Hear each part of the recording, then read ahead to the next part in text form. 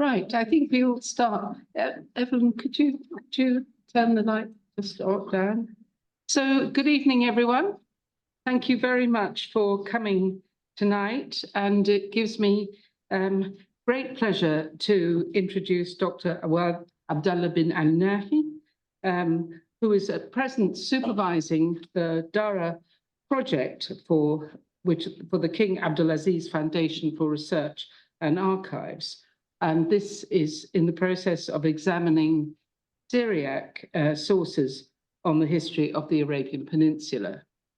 Dr. Al-Nahee did his PhD in Birmingham and is at present Associate Professor at the University of Najran. And he's also Associate Dean, or Vice Dean, I should say, for Quality and Development in the College of Science and Arts. So I'd like you to give him a very warm welcome. And we're really delighted to have him. I should add that he's also a fellow of the RAS. So we're very pleased to have him here tonight. Thank you so much.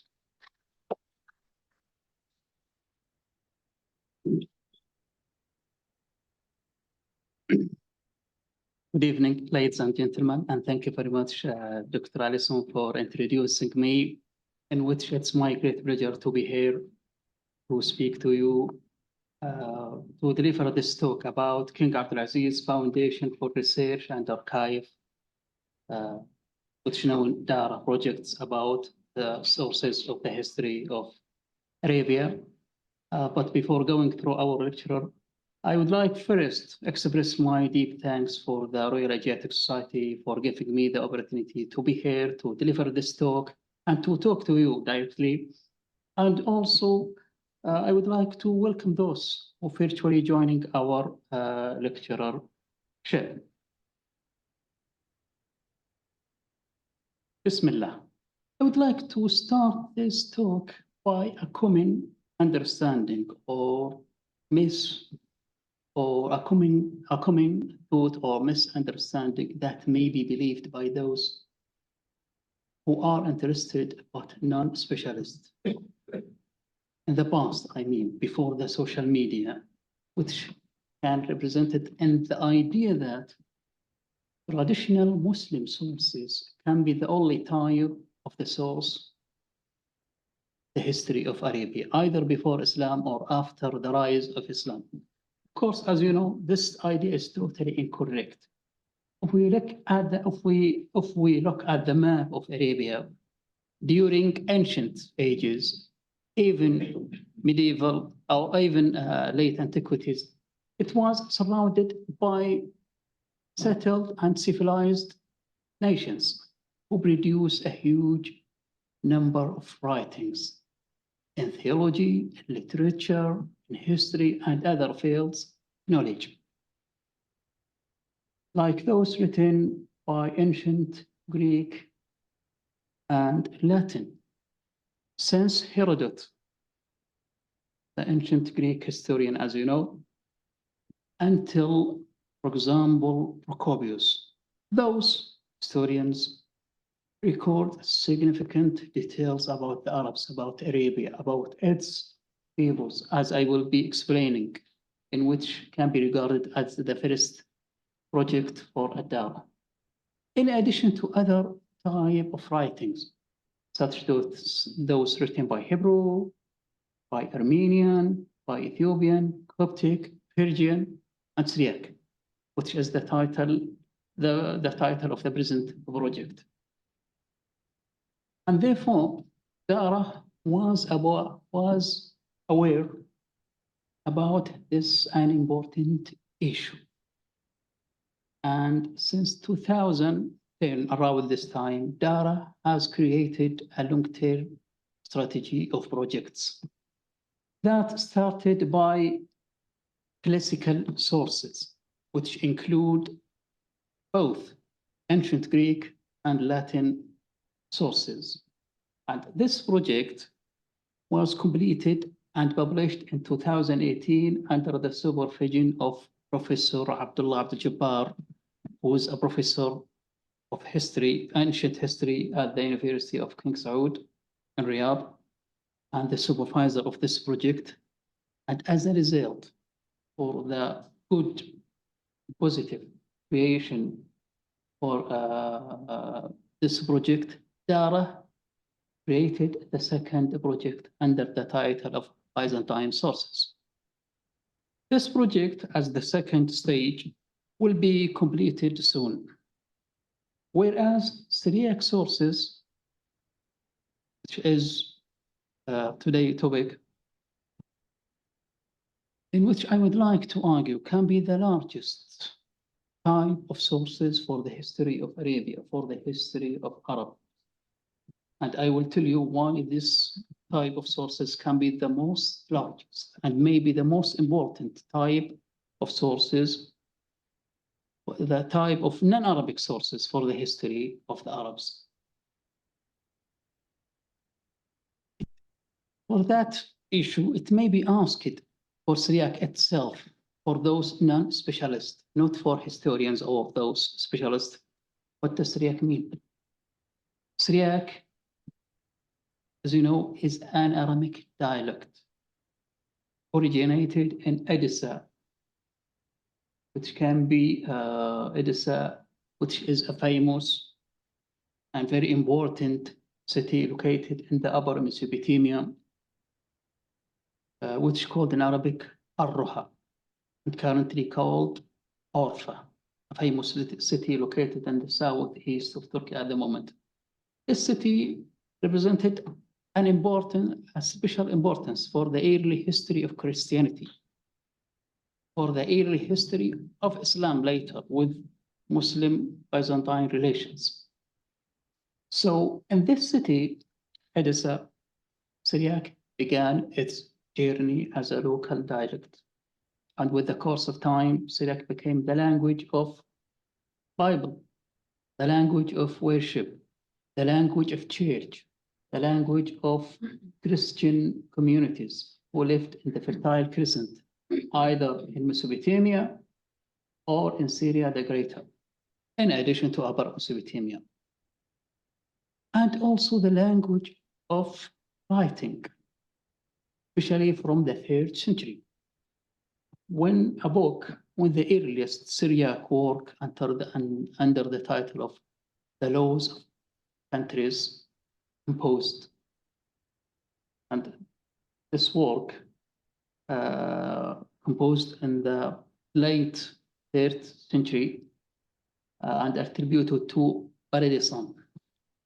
It may be written by Baradissan, who is called in Arabic Abradissan, and very important Christian scholar for the early history of Christianity. This work may be regarded as the earliest Syriac work that include direct details to Arabs. And therefore, for the present project, in which I would like to argue, we could have collected more than 70 Syriac titles, maybe now 75 Syriac sources that include direct and indirect details for various topics and issues in political and religious, in economic, in social, and civilizational history of the Arabs and Arabia. All those sources, all those information covered 2 main periods. Pre-Islamic times, so from the 3rd till the early 7th century, while the second period covers the period from the rise of Islam until the 13th century, in which Parhebros and other Syriac scholars lived. So here, it's very important to ask, did Syriac authors adopt the term Arabs? Did they use the term Arabs when calling Arabs Muslims later or not? Actually, the majority of those historians and authors in general adopted alternative terms like Tayaya from the tribe Tayyib, a famous Arabian tribes who settled in the middle and the north of Arabia, Saracens, which is a famous term used by ancient Greek and Latin authors, in addition to medieval European historians. And also the two biblical terms, the sons of Ishmael, the sons of Hajar, for calling Arab during all those times. And if we look at, for example, a famous Syriac historian like Barhebros, who is called in Arabic Ibn al-Ibri, he adopted the term Banu Tayyaya, not the Arabs, despite he lived in later time in middle Islamic history. So for the period of pre-Islamic times, we can see that Syriac authors record important details about, for example, pre-Islamic religions, the religions of Arabs, such as the worship of idols, the worship of stars, the worship of animals, and also the early history, of Christianity in Arabia.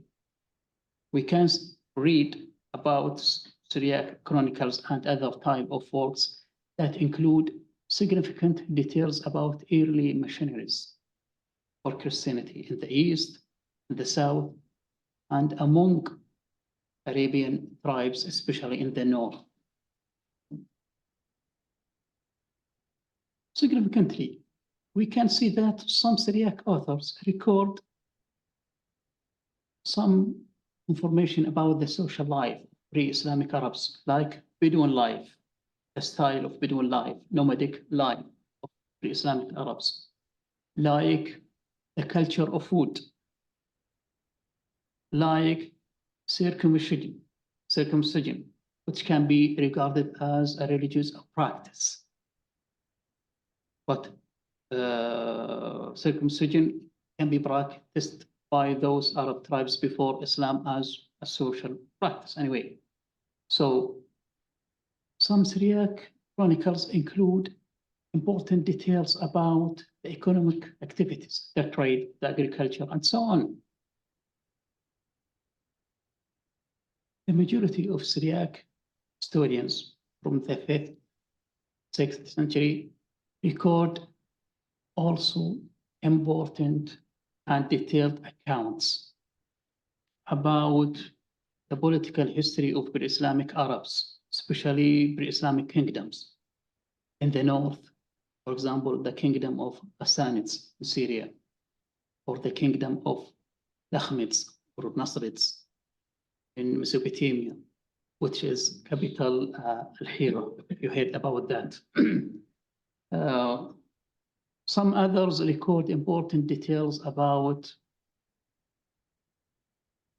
the kingdom of Himyar, the kingdom of Himyar in the southwest of Arabia, and also the kingdom of Kinda, which extended from the south to the middle to the north of Arabia.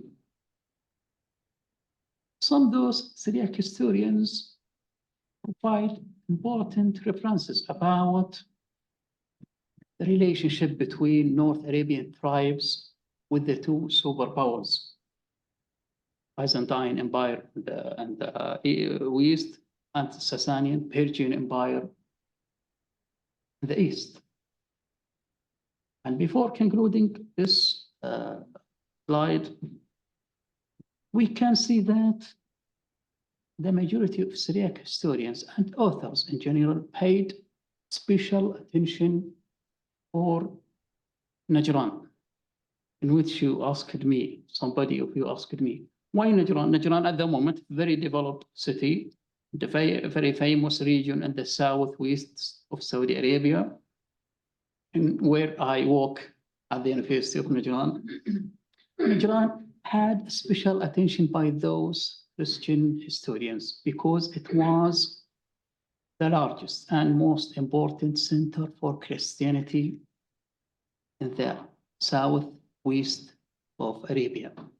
And because the massacre, the persecution of the Christians of the Najran at the hand of the last Himyarite Jewish king, who is known Yusuf Dunuwas.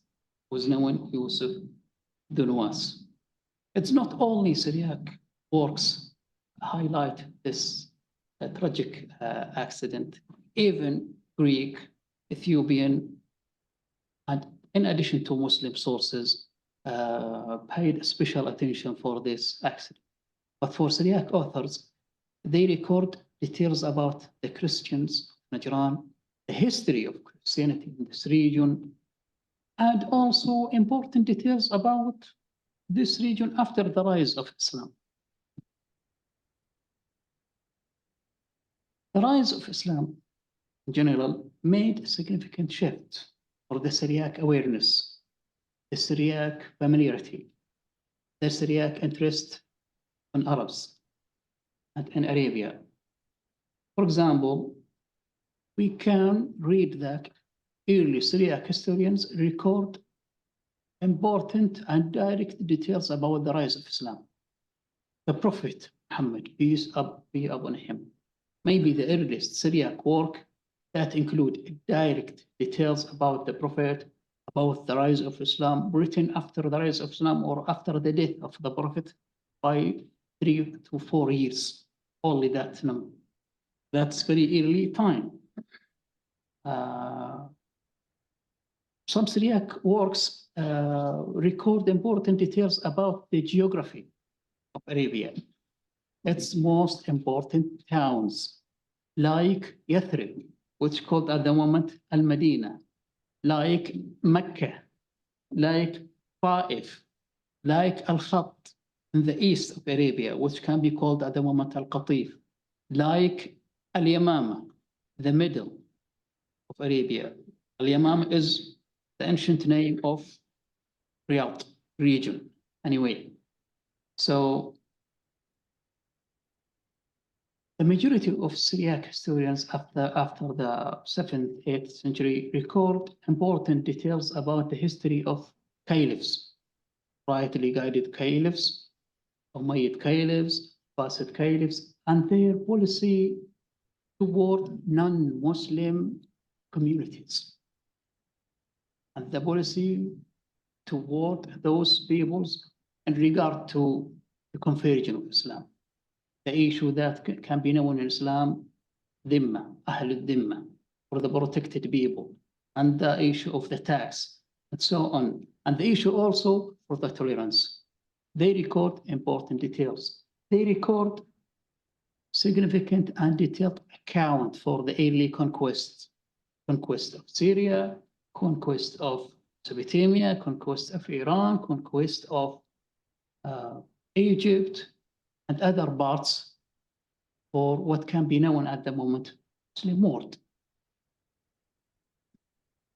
Other Syriac historians provide important details about internal events that occurred in the Muslim world during the early 3 centuries. For example, civil wars.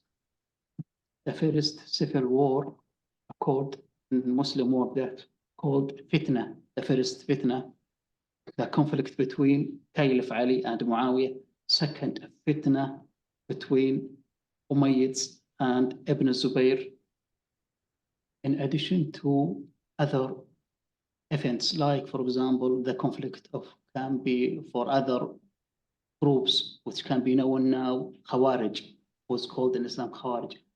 The establishment, for example, of new cities like Basra, like Kufa, and even the rebuilding of the destruction of Mecca, or the Holy Mosque of Mecca, for example.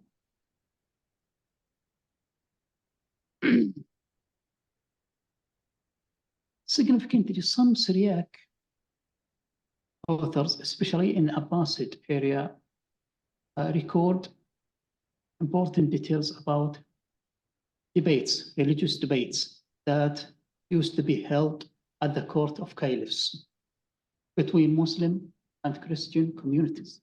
For example, Muslim Nestorians, Muslim and Melkites, Muslim and Jacobites, for example. Oriental Christian groups, and even debates among those Eastern Christian communities who lived in this period under the role of a caliphate. Some Syriac authors also record important details, for example, about the relationship between the caliphate, the Islamic State, with its neighboring powers, especially Byzantine Empire, as the most important power for that time.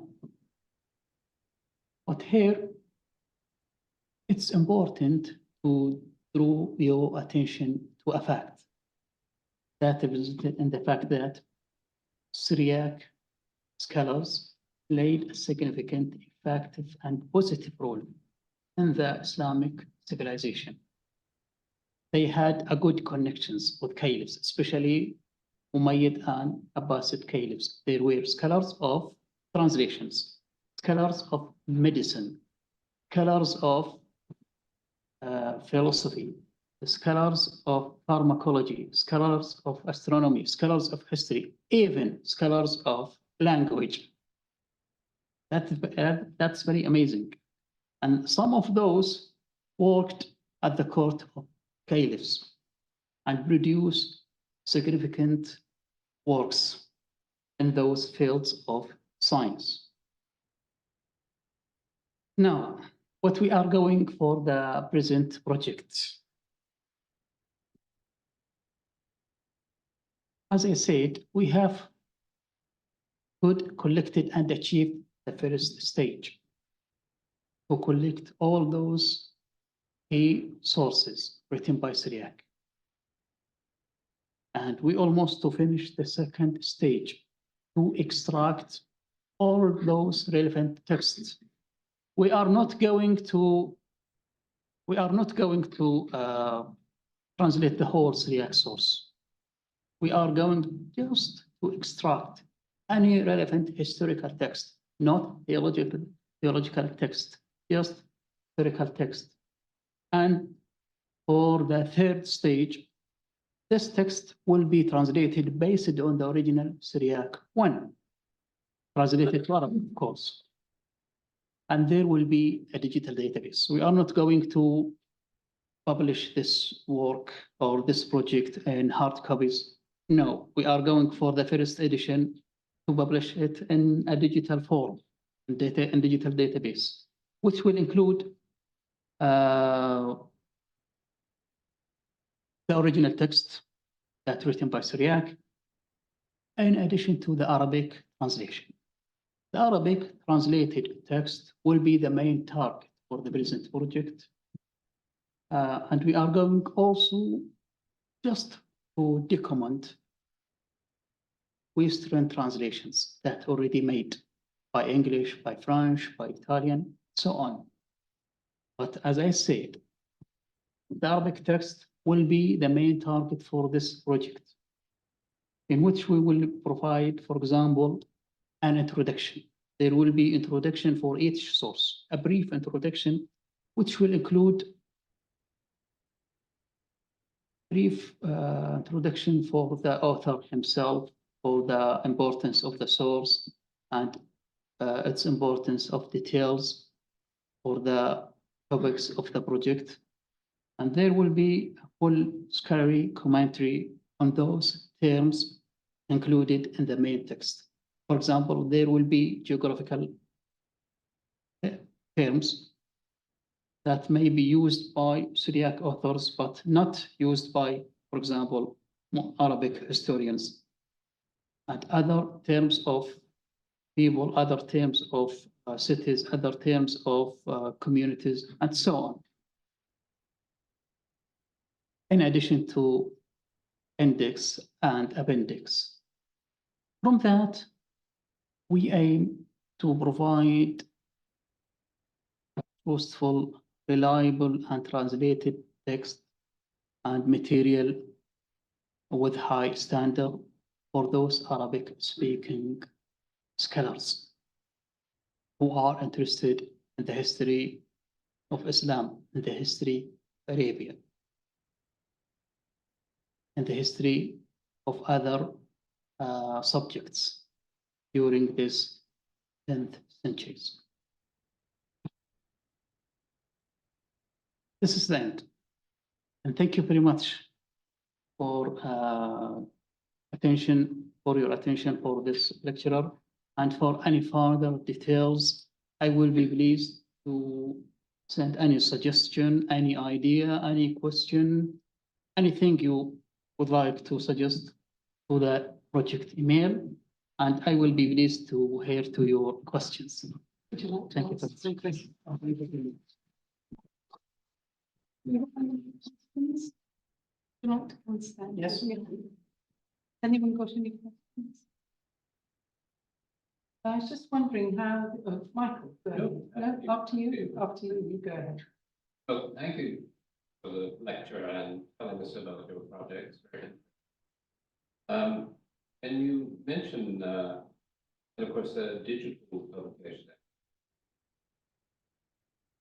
The collecting of sources, are you collecting also them digitally, or are you acquiring? What is the We need for the collection of Syriac sources, sources. Syriac materials. Actually, we, as I said, we achieved this stage, and we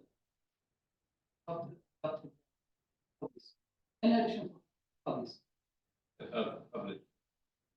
publish. Our focus on publish at the moment. I'm sorry, I don't know the field, but I guess the Syriac sources are spread in the library. Okay. Well, I understand what you mean. Partnership, other who had unpublished previous question. Well, I'm wondering where, Paris, London, all Exactly. these places. Actually, DARAH received official approval from Mr.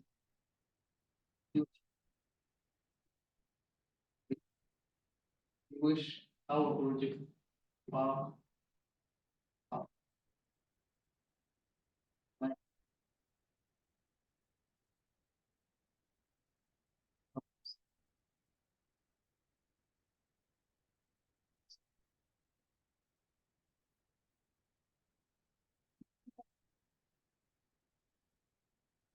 Yuri,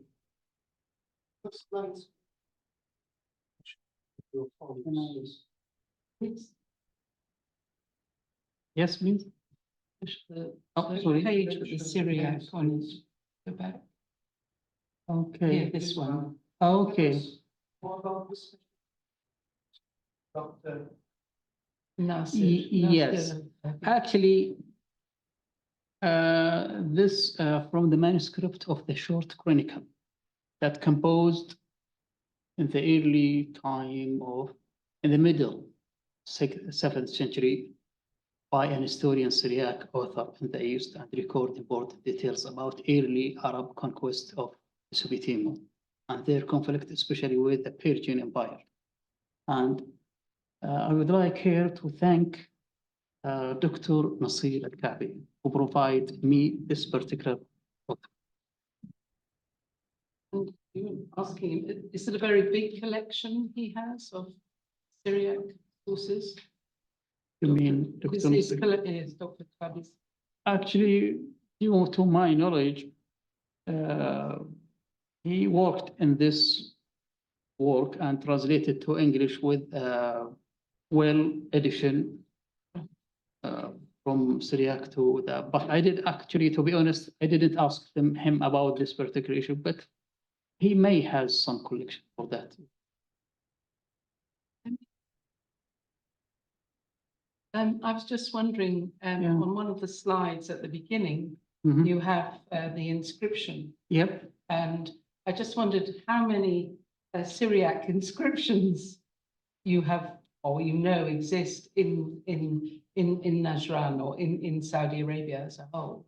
Are there many, or are they Well- mainly religious, or they give other information? Just one, because it's very interesting seeing these inscriptions. Yes, this inscription discovered in the east, north of Najran, Mm. in a famous historic area that's called Hima, Najran, in 2021, by the Saudi and French Archaeological mission,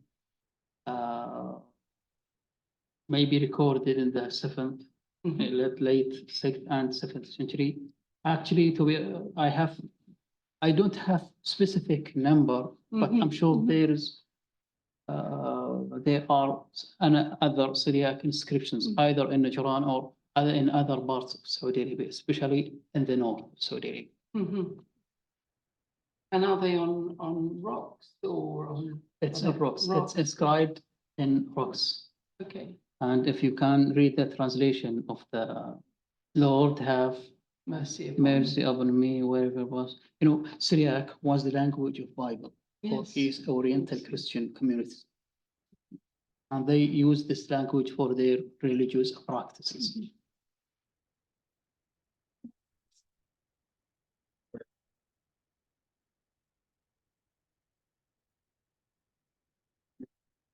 What's the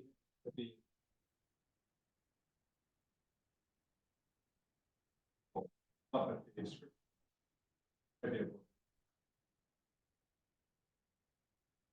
To be honest, as I said, I have no specific idea. What I know, due mythology, there is a lot of work by the Commission of Heritage in Saudi Arabia at the moment, and there is well activities.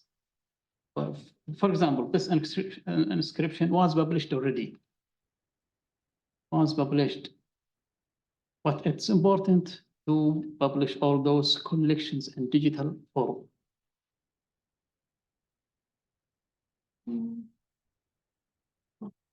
So the inscriptions, the culture is. Yes, it's a part of its responsibilities that are visited in the Commission of National Heritage. All those archaeological missions worked under the authority of the Commission of Traditional Heritage. How many Syriac manuscripts have you collected?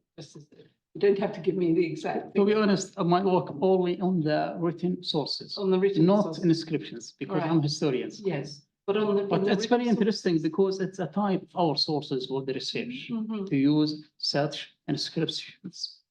That inscription provide us a physical evidence for the Syriac as a language of church in this region, as a language of those early Christian communities who lived, despite all those Christians, purely Arabs. Yes, yes.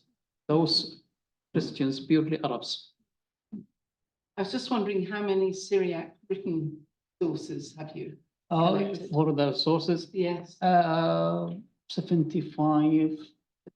We have collected 75 until the moment, 75 data. Okay, And we could extract all of those details. but you're just focusing on historical, geographical Exactly, information, not, yes. not religious. No theological Okay, texts. not theological. Yes.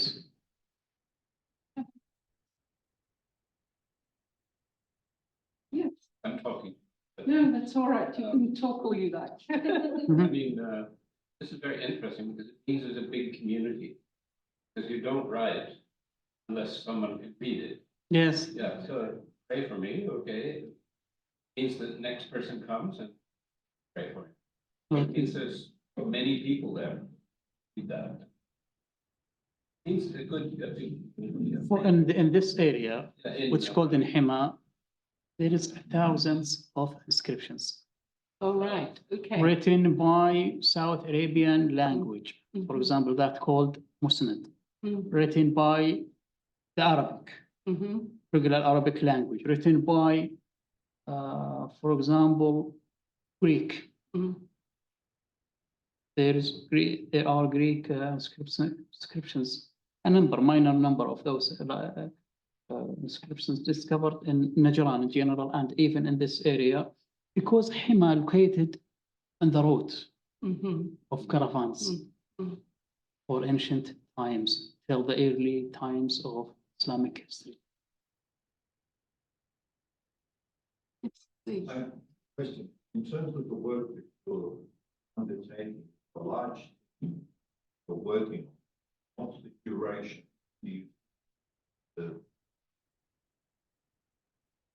Can you rephrase? How many people in your team working? It depends, to be honest.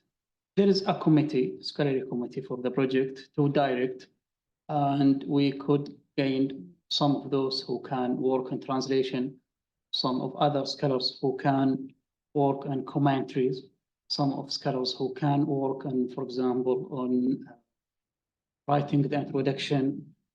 It depends, but there is a central scholarly committee that its job to control or moderate that job.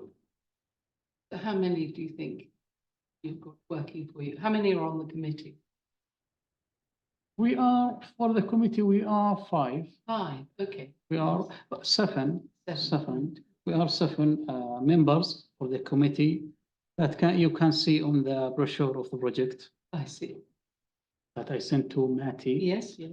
And some of the members are specialists in Syria. Some of those are specialists in ancient history, and medieval history, and Arabic history, and so on.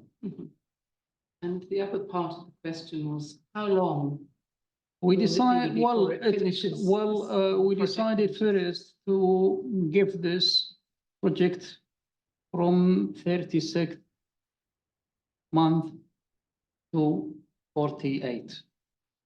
We work hard, to be honest. We work hard and we could achieve it well under the support of DARAH. And DARAH has a good experience to control such projects. That helps us to how to manage the steps of the projects. Despite there is some difficulties we can face. Do we have any more questions? Yes. Thank you. You looked at any measures of translated relating to the period? Have you had any help from the scholars from Islam? Well, all our focus only on Syriac sources, not other types of sources. Despite I have personal experience for this Persian sources about the Book of the Kings, but I know, but it's out of our interest. Okay, well, I think we'll finish there, and then there can be anyone who wants to talk to you about other things. Thank you Come and very have a chat with you. Thank So you. thank you very much, everyone. Thank you. Thank you very much. Thank you very much. Thank you for your attention.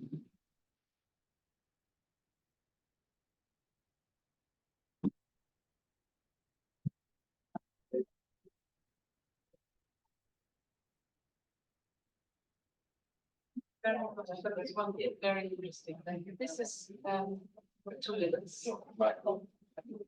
Last meeting. That's why you brilliant. Really? That's That's great at the museum. okay. And there's a great interest in Saudi Arabia. That's good for you.